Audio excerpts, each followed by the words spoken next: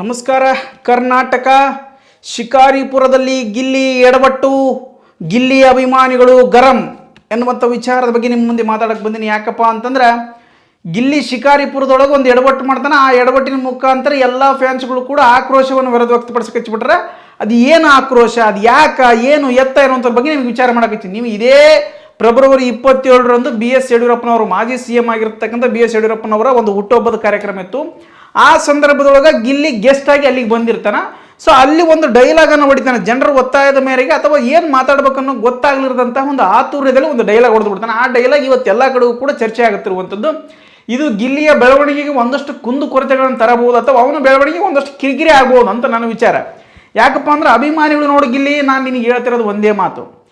ನಾನು ಗಿಲ್ಲಿಯ ನಿನ್ನ ಅಭಿಮಾನಿನೇ ಅಥವಾ ಗಿಲ್ಲಿ ಅಭಿಮಾನಿನೇ ಆಗಿರ್ಬೋದು, ನೀವು ನೋಡ್ತಕ್ಕಂಥವ್ರು ಕೂಡ ಗಿಲ್ಲಿ ಅಭಿಮಾನಿ ಆಗಿರ್ಬೋದು. ಸೊ ನಾನು ಗಿಲ್ಲಿ ಅಭಿಮಾನಿ ಅಥವಾ ಗಿಲ್ಲಿ ನನಗೆ ಗೆಳೆಯ ಅನ್ನೋ ಕಾರಣಕ್ಕೋಸ್ಕರ ಒಂದು ಉದಾಹರಣೆ ಏನಪ್ಪ, ನನಗೆ ಗೆಳೆಯ, ಈಗ ನನ್ನ ಗೆಳೆಯ ಏನೋ ತಪ್ಪು ಮಾಡಕತ್ತಾನಪ್ಪ, ಅವ್ನು ತಪ್ಪು ಮಾಡಂಗೆ ಮಾಡಲಿ, ಅವನೇನೇ ತಪ್ಪು ಮಾಡಿದ್ರೆ ನಾನು ಒಪ್ಪಿ ಅಂತ ನನ್ನ ತಪ್ಪಾಗಿಬಿಡ್ತೈತೆ. ಸೊ ಹಾಗೆ ಅವ್ನು ತಪ್ಪು ಮಾಡಿದಪ್ಪ ಅಂದ್ರೆ ನಾನು ತಿದ್ದಬೇಕು, ಅವನ್ನ ತಿದ್ದಿಕೇಸಿ ಸರಿದಾರಿ ತಗೊಂಬಂದು ನನ್ನ ಗೆಳೆಯ ಅಂತ ನಾನು ಹೇಳ್ಕೋಬೇಕು. ಅದು ಬಿಟ್ಟು ಅವ್ನು ತಪ್ಪು ಮಾಡಿದಾಗ ಓದಿತ್ನಿ ಬಡಿತ್ನಿ ಈ ರೀತಿ ಎಲ್ಲ, ಅಥವಾ ಒಂದು ತಪ್ಪು ಮಾಡಿದ ದೂರ ಮಾಡೋದಲ್ಲ, ಅಥವಾ ತಪ್ಪು ಮಾಡಿದ್ರು ಕೂಡ ಸುಮ್ಮನೆ ಇರೋದಲ್ಲ, ಹೇಳುವಂಥದ್ದು ಪ್ರಯತ್ನ ಹೇಳ್ಬಿಡಮ್ಮ ಅಷ್ಟೇ. ಗಿಲ್ಲಿ ಏನು ಹೇಳ್ತಾನಪ್ಪ ಅಂದ್ರೆ ಡಮಾಲ್ ಡಮಾಲ್ ಡಕ್ಕ ವಿಜೇಂದ್ರ ಅವರು CM ಆಗೋದು ಪಕ್ಕ ಅಂತ ಸ್ಟೇಜ್ ಮ್ಯಾಗ ಹೇಳಿಬಿಡ್ತಾನೆ.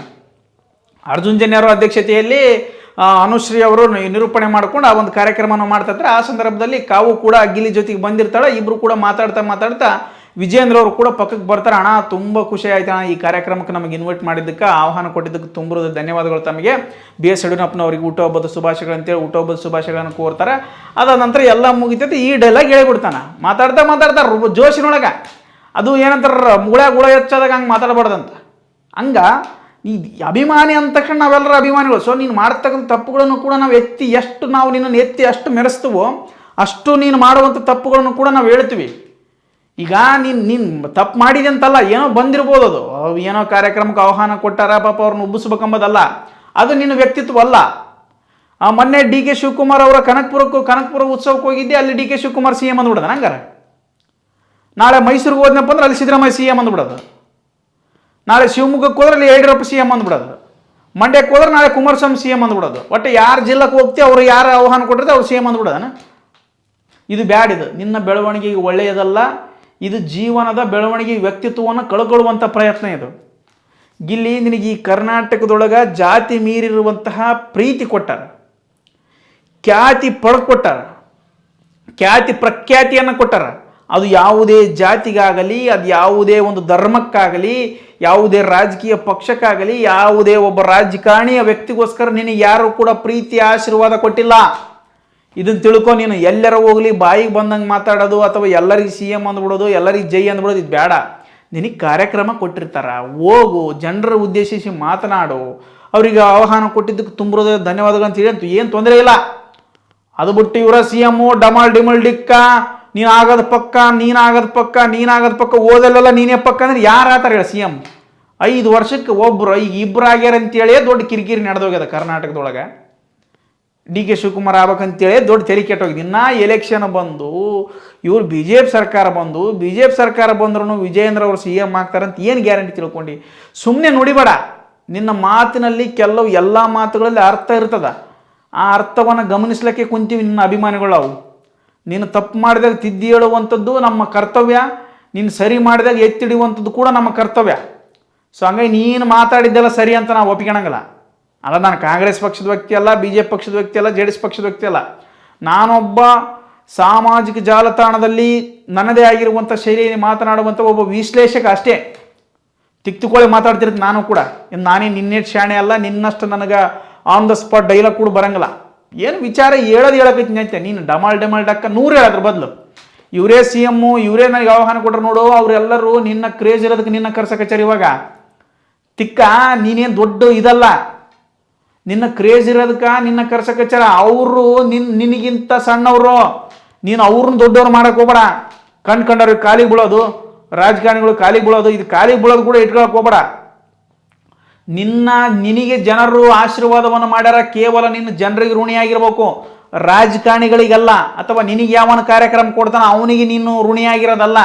ಕರ್ನಾಟಕದ ಜನತೆ ಆಶೀರ್ವಾದ ಮಾಡ್ಯಾರ, ಕರ್ನಾಟಕ ಜನತೆಗೆ ಸದಾ ನಿನ್ನ ಆಶೀರ್ವಾದ ಮಾಡ್ತಿರ್ಬೇಕು, ಕರ್ನಾಟಕ ಜನತೆಗೆ ಋಣಿಯಾಗಿರ್ಬೇಕು.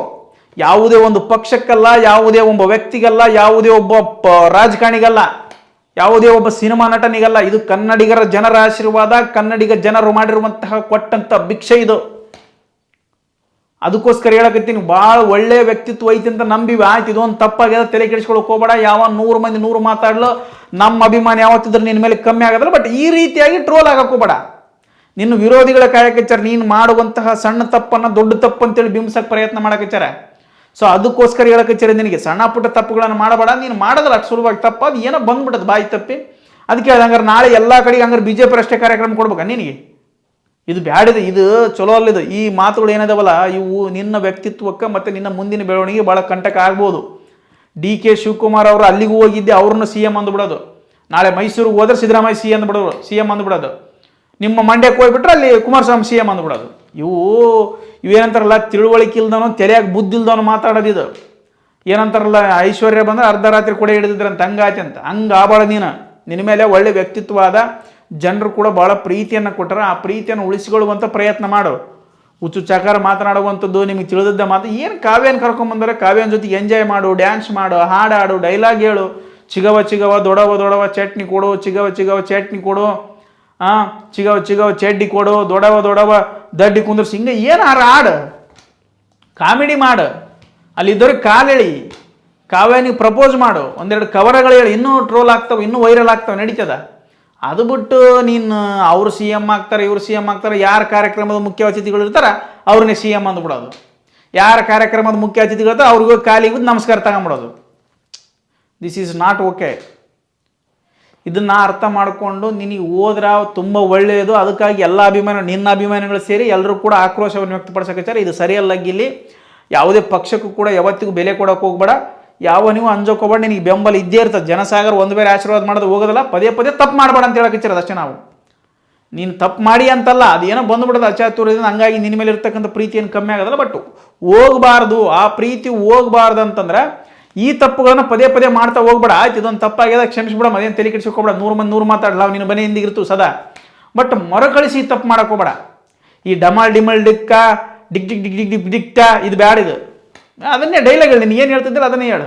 ಬಟ್ ಅವ್ರು CM ಆಗ್ತಾರೆ, ಇವ್ರು CM ಆಗೋದು ಪಕ್ಕ, ಇವ್ರು CM ಆಗೋದು ಲೆಕ್ಕ, ಇದು ಹೊಸ ಲೆಕ್ಕ, ಇದು ಪಕ್ಕಾ ಲೆಕ್ಕ, ಇದು ಬ್ಯಾಡಿದು ಅಂತ ಹೇಳಕಚ್ಚಿವ ಅಷ್ಟೇ. ನಿನ್ನ ಏಳಿಗೆಯೇ ನಮಗೆ ಖುಷಿ. ನೀನು ಬೆಳೆದ್ರೇ ನಮಗೆ ಖುಷಿ. ನಿನ್ನ ಬೆಳೆಸ್ಬೇಕಂತಲೇ ನಾವೆಲ್ಲರೂ ಕುಂತ್ಕೊಂಡಿವಿ. ಸೊ ಹಂಗಾಗಿ ಇಂತಹ ತಪ್ಪುಗಳನ್ನು ಮಾಡಬೇಡ. ಇದರಲ್ಲಿ ಏನಾರು ನೀವು ಗಿಲ್ಲಿ ಅಭಿಮಾನಿಗಳಾಗಿತ್ತಪ್ಪ ಅಂತಂದ್ರೆ ಸ್ವಲ್ಪ ಹೊಟ್ಟೆಗೆ ಹಾಕಿರಿಲ್ಲ, ನಾ ಹೇಳಿ ಸರಿ ಐತಪ್ಪ ಅಂತಾರೆ ಹೇಳ್ರಿ. ಇಲ್ಲ ಕರೆಕ್ಟ್ ಐತೆ ಬಿಡಪ್ಪ ಅಂದ್ರೆ ಮತ್ತೆ ನಿಮ್ಮಿಷ್ಟ ಏನು ಮಾಡೋಕ್ಕಾಗಲ್ಲ. ಅದು ನಾವು ಹಿತೈಷಿಗಳಂದ ಮೇಲೆ ತಪ್ಪು ಮಾಡುವಂಥದ್ದನ್ನು ತಿದ್ದಬೇಕು, ಸರಿ ಮಾಡಿದಾಗ ಎದ್ದಬೇಕು, ಎಬ್ಬಿಸಿ ಕಳಿಸ್ಬೇಕು. ಅದು ಪ್ರೋತ್ಸಾಹ ಮಾಡ್ಬೇಕಂತದ್ದು ಅಷ್ಟೇ ನನ್ನ ಉದ್ದೇಶ, ಬೇರೆ ಉದ್ದೇಶ ಏನಿಲ್ಲ.